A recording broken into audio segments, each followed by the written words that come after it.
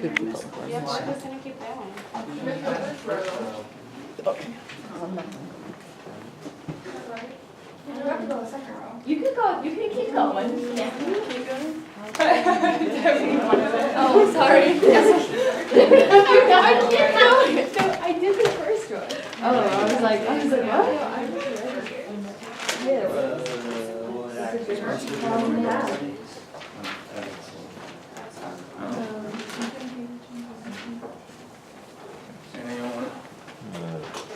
I can. Piece of truck, or one of you lucky people.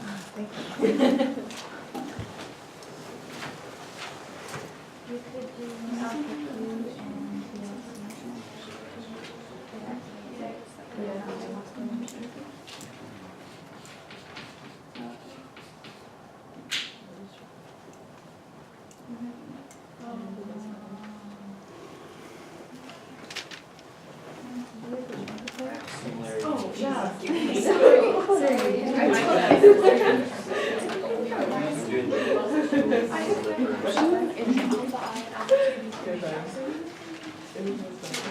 Alpha I and alpha Q, alpha I.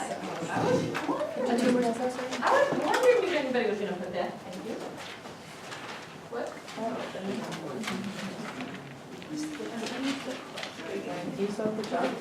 Oh, no, okay, I'll get it. Oh, it's gonna be in there, never mind.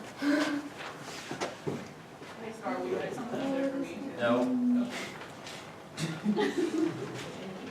That's fine, too.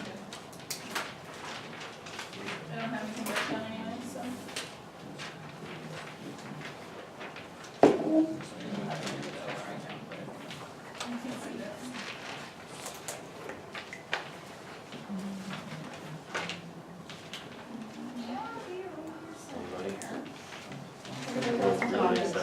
What do you want to write down? I'll write that You down. wanna stop, or you guys wanna stop? You wanna keep going or stop?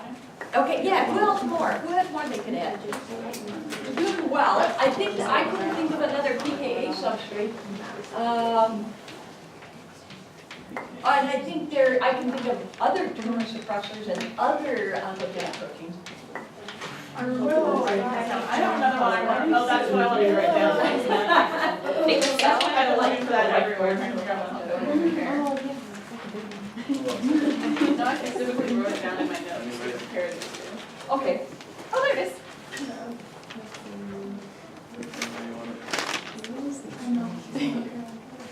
Oh, here I have one. Oh, I know. Ooh, hey, you write down. Why didn't anybody start doing that? Hey, what else? Story mark. What I just did.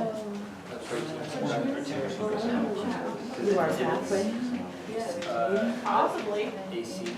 Could you also write up that down? Oh, I'll put a question mark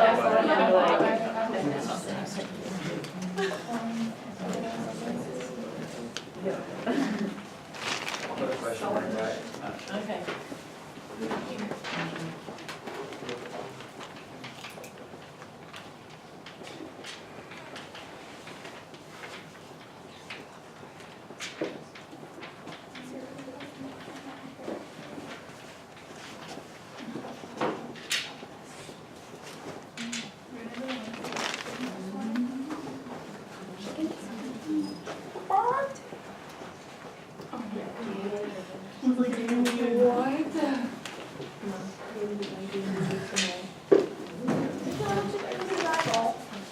Oh, you should.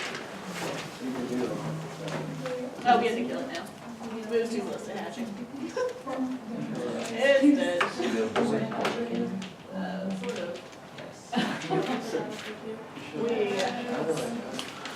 Yeah, Bernie Camp specifically said to make sure you kill these guys before we have. So. Why? They run around the incubator. That'd be hilarious. Then we have to find someplace to put it. You have to. Sorry. Oh, good. Okay. Okay, we kind of burned out on these. Then I could have eggs in my Okay. Do you see anything that is not a protein on this list? Is DAG, Yeah. those secondary messengers incomplete? Yeah. Okay, so he is Yeah, careful that's race. not to, this is not a protein. These are not, calcium is clearly not a protein. Those are not proteins. Okay, do you have everything else that's a protein? Is that a transcription factor? Oh, there are proteins there. What is a protein?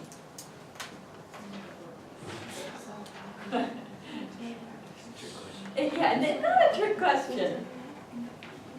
It's a polymer of amino acids. So is a transcription factor a protein? Yeah. Is diacylglycerol? No. Okay, so just think about, is this thing a polymer of amino acids? Okay, are there any things, I'm looking at the two lists that are paired together. Would you, are they all correctly paired?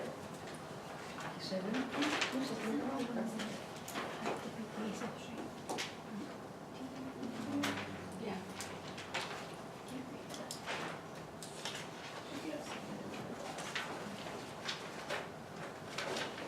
Would you change any of these answers? For which one? For either, so so I'm looking at these two lists. So Okay, doesn't that activate through phosphorylation? huh? No, that doesn't fuck. Well, No, it I does. kind of like, well,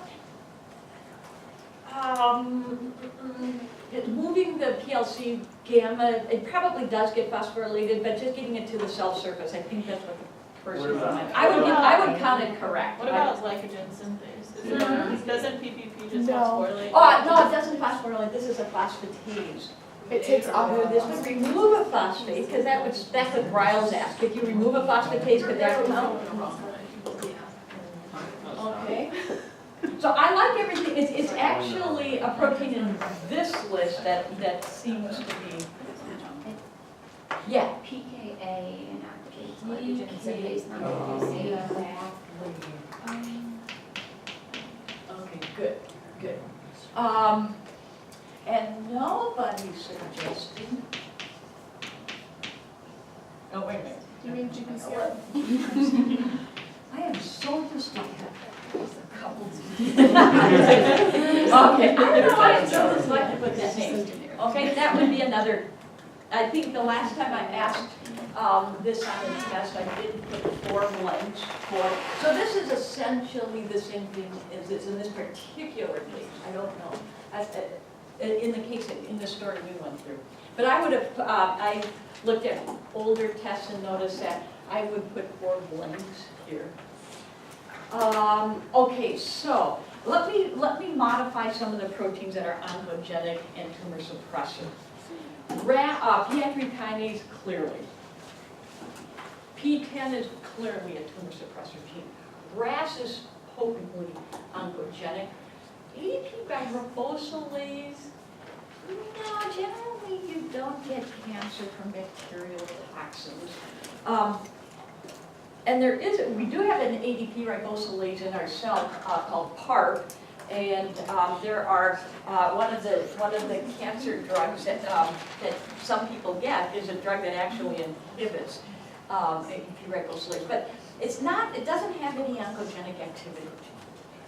Okay, it's used in DNA repair actually. I don't know how alpha S is oncogenic. STAT might be, that's a possibility. The most commonly mutated protein kinase in cancer is RAF. So that I definitely would put RAF. You could probably put ELK. Certainly MYC. We're looking at molecular genetics. MYC is involved in practically everything. I'm not sure how alpha I, so it's quite, I don't think either of these are involved in activities that promote cell division. So that's why I didn't count, that's why I would not consider them either oncogenic or tumor suppressors. Can you think of any other tumor suppressors that might inactivate some of these? I'm going to cut this one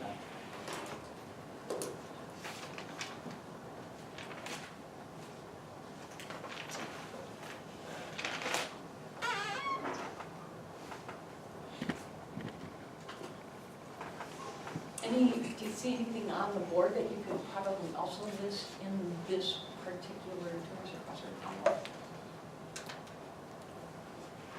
SHP1. Oh, that wouldn't be bad at all.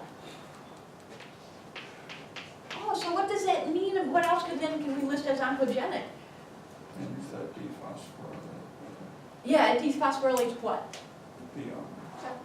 The, Yeah, you could put down the receptor tyrosine kinase, you could probably put down JAK. SARC is certainly oncogenic, it was one of the first oncogenes ever discovered. So SHP1, probably also see that. You could list, anything else?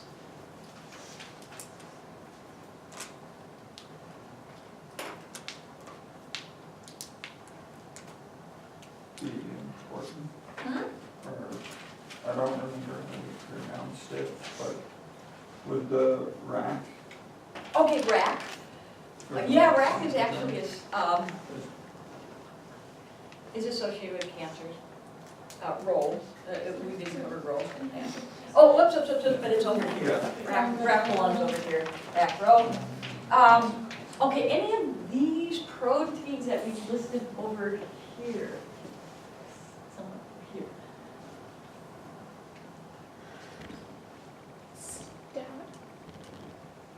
I put that more oncogenic. But I'm thinking tumor suppressor, sorry. I'm thinking tumor suppressor right now.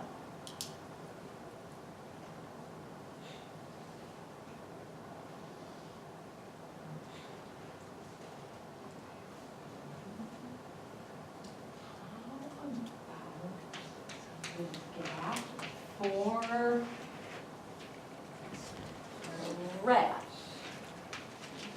Although if RAS is mutated, who cares, you know, the gap's not gonna have any. If RAS happens to be mutated, who cares what then the gap's not gonna make any difference at all.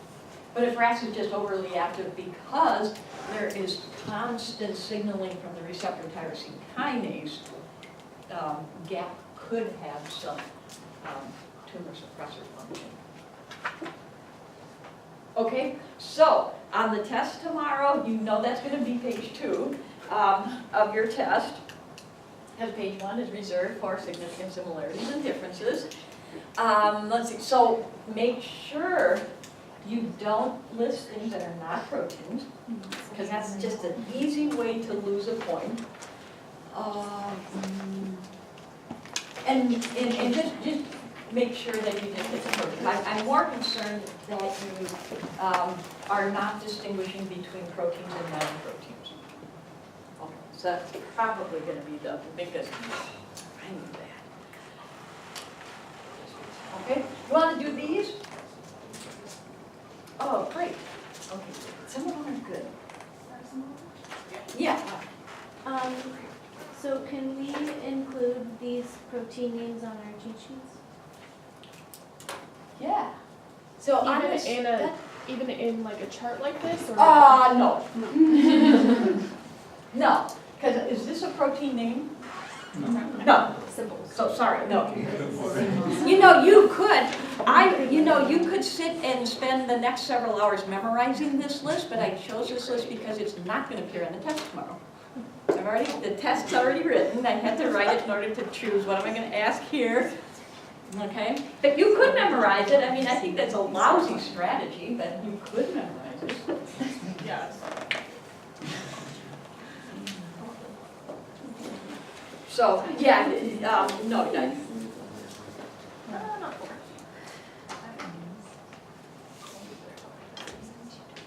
But if you were really smart, you would have protein kinases have one shape. Well, it's kind of easy to show RAS and all the GTPases because you can put the GTP on it. So, okay.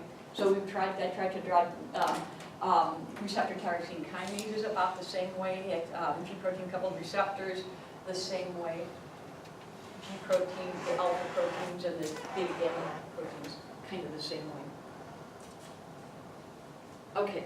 So we have these guys, Okay, significant similarities, significant differences. And then I'll add mine to the list, and then we'll go through these. And then just for the videotape, I might move the news over a little bit. By the way, this is gonna be, if you want to see it again, it's being videotaped. I also have, by the way, a practice problem for you that I'll hand out towards the end, okay? Because I think we'll only videotape the first half.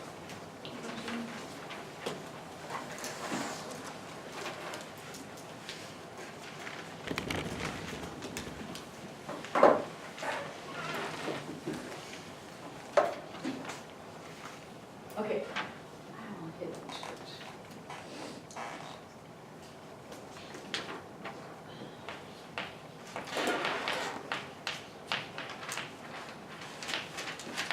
Okay, so this one doesn't have a particular, I mean, the similarity is that calcium's released, so that's so this is just a difference.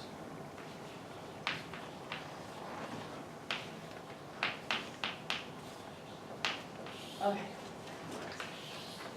Well, what do they both have in common? What's the importance of the release of calcium in both the liver and muscle? Through a channel. It what? It comes through a channel from the cytoplasmic Okay. slash ER. Okay, so it's coming from the ER. Calcium is from the ER. Any other similarities? Maybe to activate glycogen phosphorus. Okay, well, it activates glycogen phosphorylase kinase by binding to calmodulin, yeah.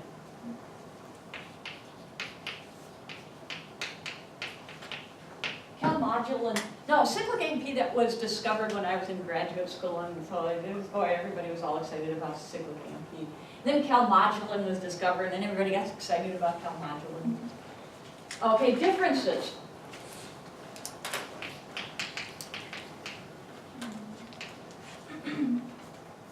Okay, what about muscles? Okay, calcium is released from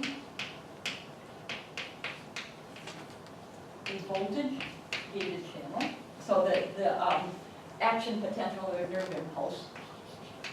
Okay, so some of you who've had physiology might describe this as a voltage-gated channel. Some of you, and I would be just happy if you said calcium is released in response to a nerve impulse or an action potential. Okay, so that's muscle. In the liver, calcium is released from, yeah. Calcium released from the IP3 gated.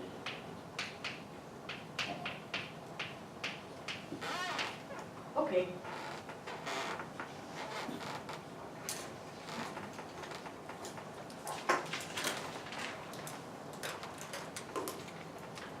Okie dokie. Beta adrenergic receptors versus an alpha adrenergic receptors. Similarity, okay, so this is beta and alpha adrenergic receptor.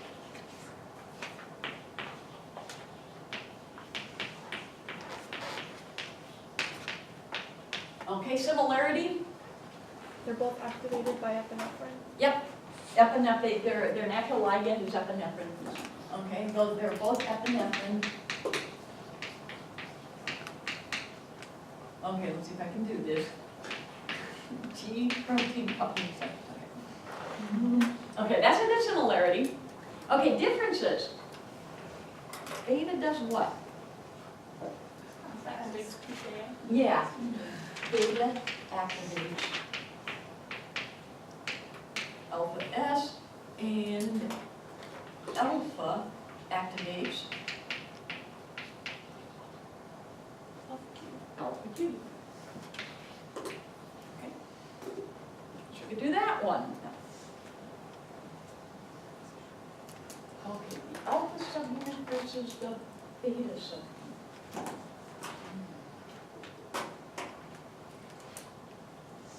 Okay, we'll try this, we'll do this. So when you're saying to have epinephrine as their gene protein coupled receptors, is that just the ligand for them? Yeah, that's the natural ligand for adrenergic receptors. Norepinephrine also, so epinephrine, I don't know norepinephrine. what the similarities are. So,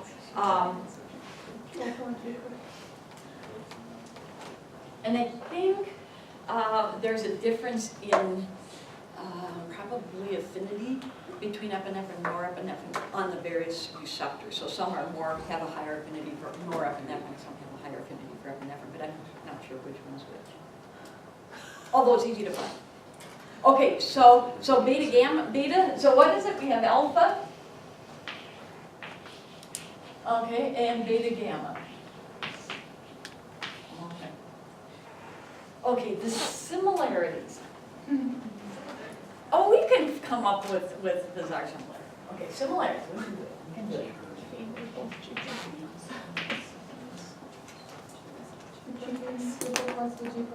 Okay.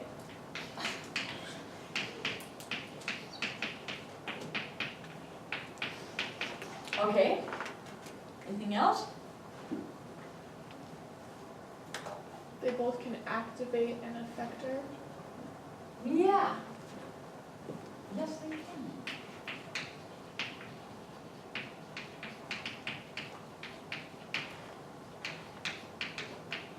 Okay, so just to remind you that an effector is the thing that the protein, or in this case, the alpha subunit, modifies. And it's the thing that the beta gamma subunit binds to and modifies. Okay, the thing that's being modified is the effector. Anything else? Huh? Well, they're both lipid anchored. Beta gamma has a prenyl group, and the alpha is a palmitoyl acid, just a plain old fatty acid. But both are anchored.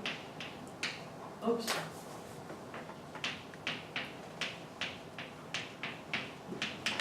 By a lipid attachment. So they're both anchored to the cell membrane through a lipid. Prenyl group for beta gamma, something else, I think palmitoyl, palmitate fatty acid for the alpha subunit. Okay, any other similarities? I think we kind of hit the significant, I think we hit some pretty good similarities. How about differences?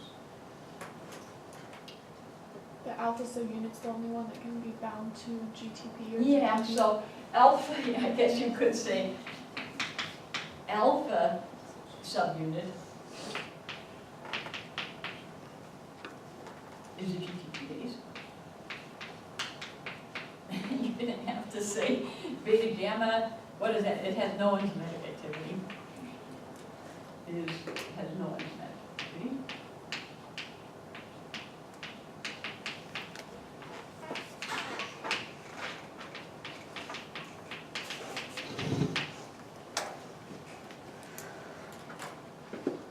I don't know if there's any real differences unless you start listing the different factors, and I'm not sure that would be, I would probably not find that to be helpful. Anything else?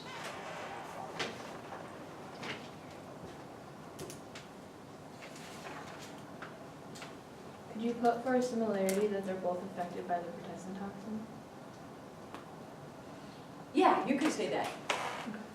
They're both inactivated. Yeah. They're both inactivated by, yeah, I would, yeah, you could say they're both inactivated by the pertussis toxin. Okay, we got that one, okay, PLC beta and PLC gamma. Okay, we don't need to write this one down because it's pretty, okay, PLC beta, well, they're the same enzyme. Okay, what do they make? Yeah. IP3 and diacylglycerol, and the difference is gamma is,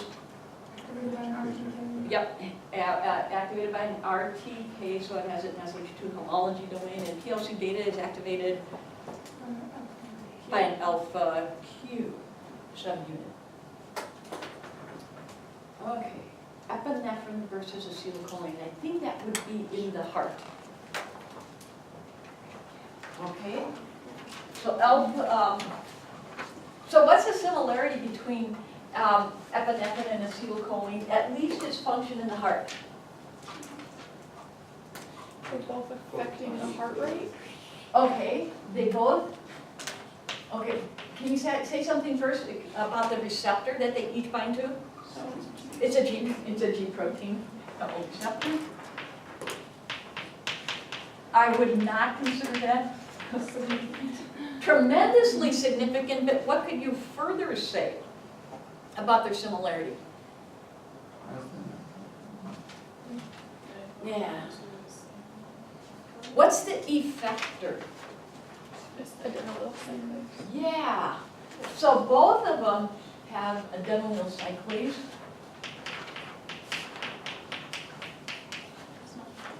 Is the effector. Okay.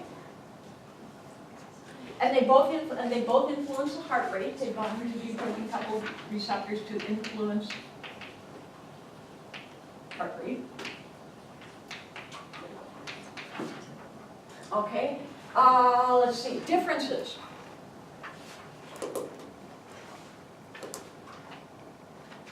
Epinephrine activates an alpha sub S Yes, G protein in order to increase the heart rate. epi activates alpha sub S, acetylcholine, Alpha sub I. alpha sub I. Okay. And since we said influence heart rate, what can you say about the difference between the influence on heart rate? Yeah, so epinephrine is going to speed up the heart rate, acetylcholine is going to slow it down. However, I think for the answer that would make me smile on the test would be the one that's focusing on the mechanism of how it works, not the physiology. I would give you points for choosing the physiology, but I'd probably bang my head on my desk. But you know, I would give you, or take another swig of beer. I would give but I would just smile, and then have a beer. If you focus on the molecular aspects, the cellular aspect rather than the physiological aspects. Okay. So another physiological would be like that one is released by the parasympathetic and the other is the sympathetic. You could do that too, yeah, But and that's that would be- physiological. But if you said that, I would certainly give you credit for that. Okay, mutated alpha and mutated I. Well, that's sort of the same, I think. That would be sort of the same. Yes. Or is that talking about like the effects of cholera and pertussis toxin? Oh, you mean toxic, poisoned. Okay. Okay, ADP ribosylated alpha S and ADP ribosylated alpha I. Okay, yeah, they're not mutant, they're just ADP ribosylated. The amino acid sequence is still the same. It's just that.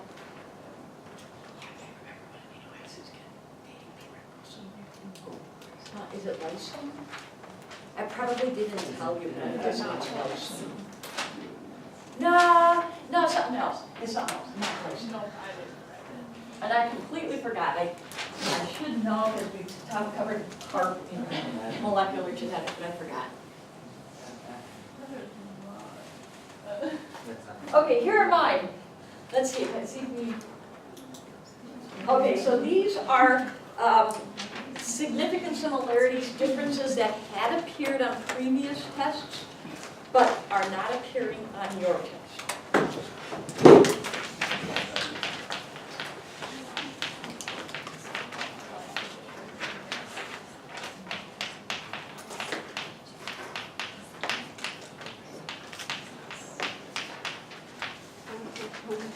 Okay, the erythropoietin receptor and the insulin receptor. The similarity is receptors with tyrosine kinase activity, and the difference is, The insulin doesn't need to recruit. yeah, so on the insulin receptor, the tyrosine kinase activity is part of the receptor, And for the EPO receptor, the tyrosine kinase activity is a separate protein called JAK. Okay, so it's actually a cytoplasmic tyrosine kinase. Okay, STAT and L. Both transcription factors. Yeah, can you say something more? They're both transcription factors.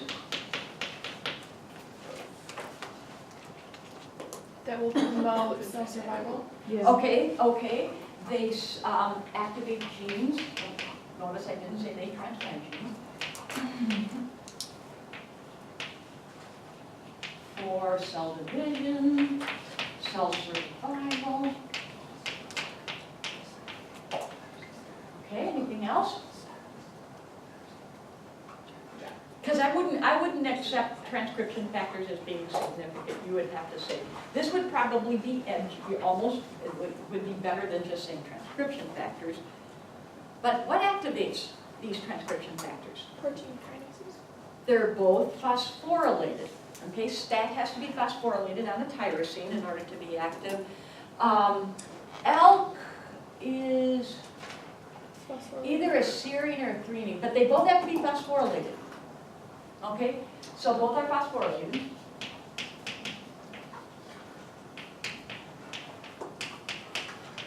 Okay, and that leads us into the differences. Okay, what's the difference between STAT and ELK? Stat needs to be a dimer.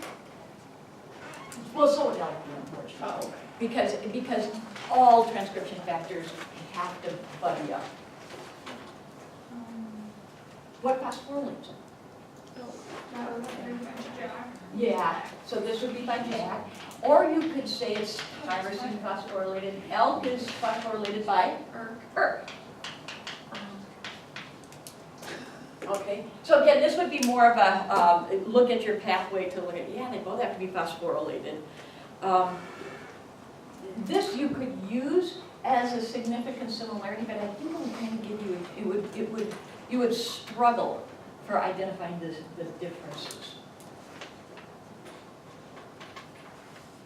So for the EPO receptor and insulin receptor, what did you say that the differences were? Okay, so in insulin receptor, the tyrosine kinase activity is part of the receptor, so it's just one big protein. And for the EPO receptor, the tyrosine kinase activity is JAK. That has to bind to the receptor. So it's tyrosine kinase is a separate protein. Okay, oh, here we go. Cholera toxin and pertussis toxin. So it's sort of like cholera toxin. What are the similarities between cholera toxin and pertussis toxin?